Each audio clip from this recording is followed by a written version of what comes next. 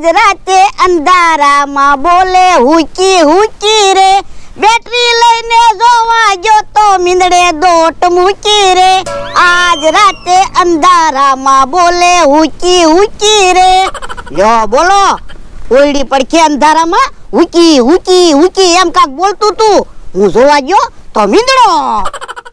હવે અત્યારમાં ગોળા હું ફેંકો, મીંદડો થોડા હુકી હું એમ બોલે, મીંદડો તો મ્યાવ મ્યાવ એમ બોલે. પણ યા એવું મને સપનું આવ્યું તું. ઠીક, તો હું કપડા ધોઈ નાખું. હે?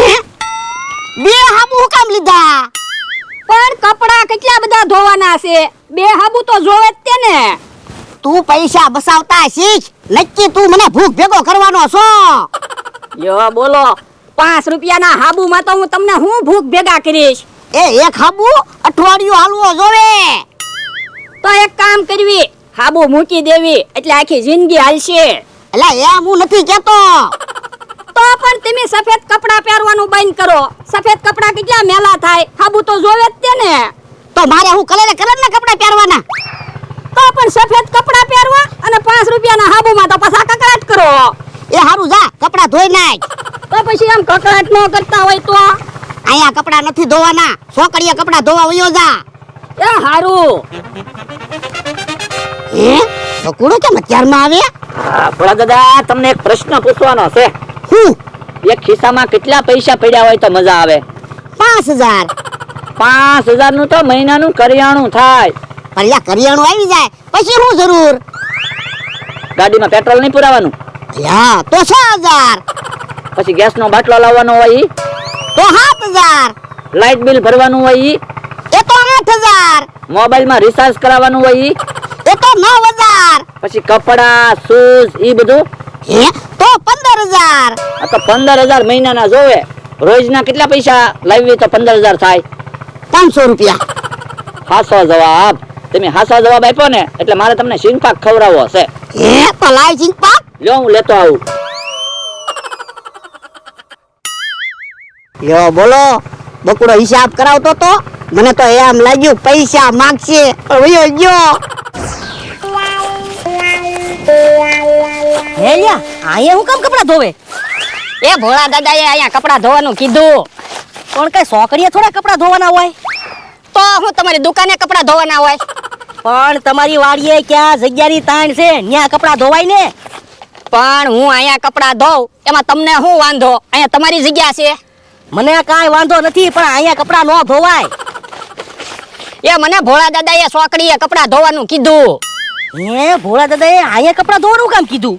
ઈ મને શું ખબર, મને તો ભોળા દાદાએ કીધું ઈ કે છોકરીએ કપડા ધોવા વયો જા, તે હું અહીંયા કપડા ધોવા આવ્યો.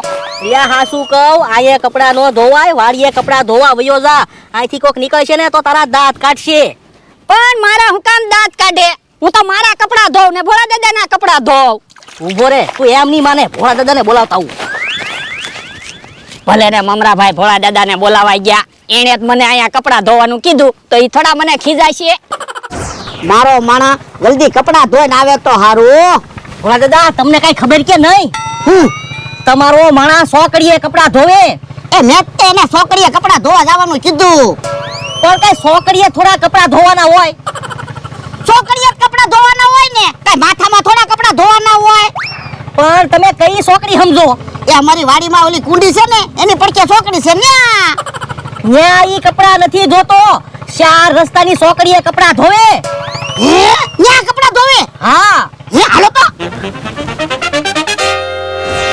ધો ભોળા દાદા, અહીંયા કપડા ધોવે. હે લ્યા, અહીંયા હું કામ કપડા ધોવે? એ તમે તો છોકરીએ કપડા ધોવાનું કીધું થું. ઓય બાપા. અલ્યા આ છોકરીએ કપડા ધોવાનું નહોતું કીધું. આપણી વાડીએ કુંડી પડકે છોકરી છે ને, ન્યા કપડા ધોવાનું કીધું તું. એવું તમે નહોતા બોલ્યા હો. કુંડી પડકે છોકરી છે, ન્યા કપડા ધોયે. તમે એમ કીધું તું છોકરીએ કપડા ધોવા વયો જા. લ્યો બોલો, કેવો માણસ છે. અમારી વાડીએ કુંડી પડકે છોકરી છે, ન્યા કપડા ધોવાનું કીધું, તો અહીંયા 4 રસ્તાની છોકરીએ કપડા ધોવા આવ્યો. તો પણ તમે હરખું કહેતા હોય તો. હે ઓય બાપા, હાલ કપડા બધા લઈ લે તો. હમણાં કોક અહીંથી નીકળશે ને તો તારા દાંત નહીં કાઢે, મારા દાંત કાઢશે. એ હારું. હારું છું મમરાભાઈ, તમે કેવા આવ્યા તે? વરદા, મારું તો માન્યો નહીં એટલે હું તમને બોલાવવા આવ્યો. એનામાં ક્યાં બુદ્ધિ છે? સારું હાલો મારે કામ છે થોડીક વાર રહીને વાડીએ બેહવા આવું. એ હારું.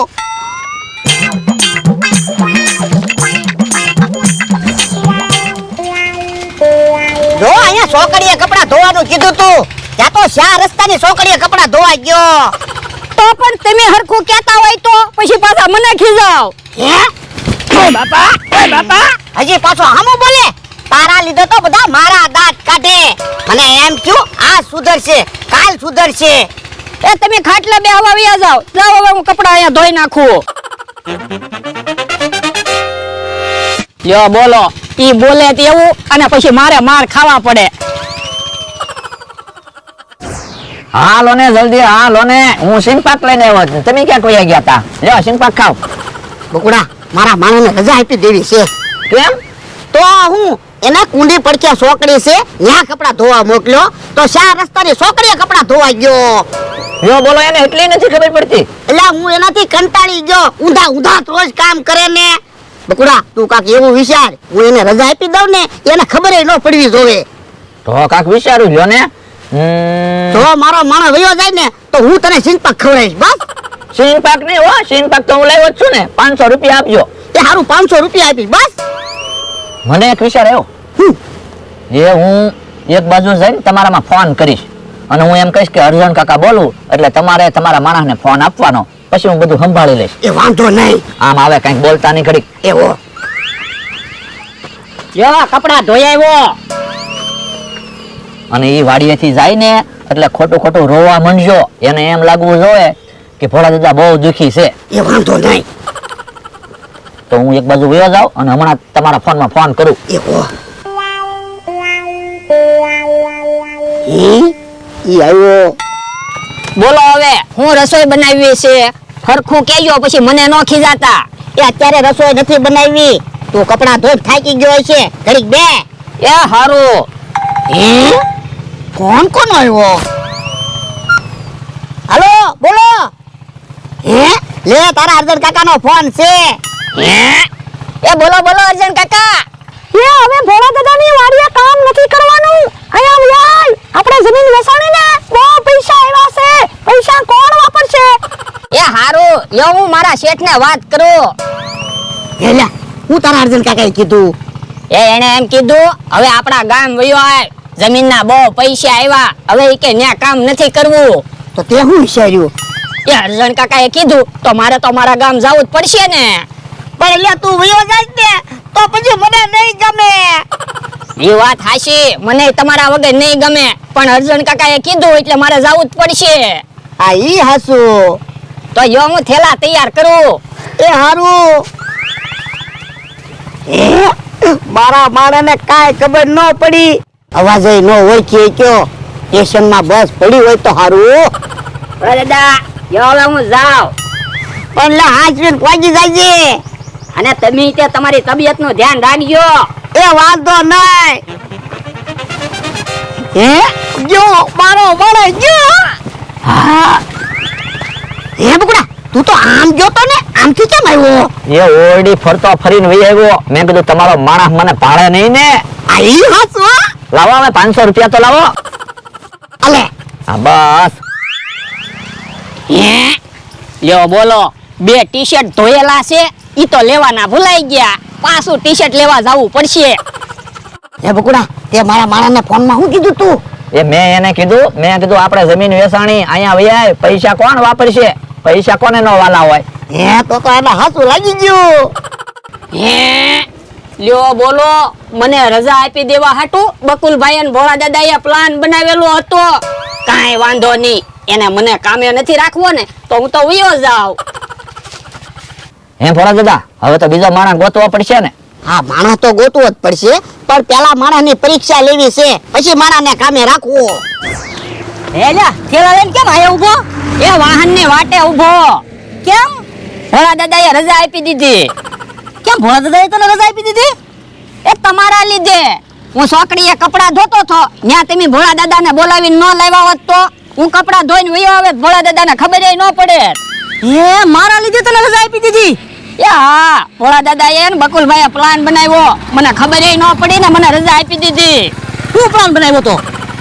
એ બકુલભાઈ ફોન માં મને કે અર્જણ કાકા બોલું આપણા ગામ વયો આય બહુ પૈસા આવ્યા. કાઈ વાંધો નહીં, હવે તું ન જાતો. તારા અર્જણ કાકા થી ભોળા દાદા બીવેશ છે ને, તારા અર્જણ કાકા ને અહીંયા બોલાવી. એ વાંધો નહીં. હે ઓલું કોણ આવે? હે ઈ તો મારા માણાના અર્જુન કાકા છે. હું અર્જણ કાકા તો બહુ ખાટા છે. હું હે બકુલો તો વયો ગયો. હો દાદા, તમે મારા ભત્રીજાને રજા આપી દીધી? એ મેં રજા નથી આપી, ઈ કહેતો તો મારે ગામડે જવું છે. હવે ખોટું હું બોલો? તમારા ફોન માં અર્જણ કાકાનો ફોન તો આવ્યો તો. મેં ક્યારે ફોન કર્યો? તમે ફોન નતો કર્યો? નહીં. તો કોણે ફોન કર્યો હશે? એ બકુલભાઈએ ફોન કર્યો તો અને તમે બકુલભાઈને ફોન કરવાનું કીધું તું. ના રે ના, એવું મેં કાઈ નથી કીધું. મને ખબર છે તમે ને બકુલભાઈએ બે પ્લાન બનાવ્યો તો મને રજા આપી દેવા હતું. મારા ભત્રીજાને હેરાન કરવા માટે તમે રમત રમો છો કા?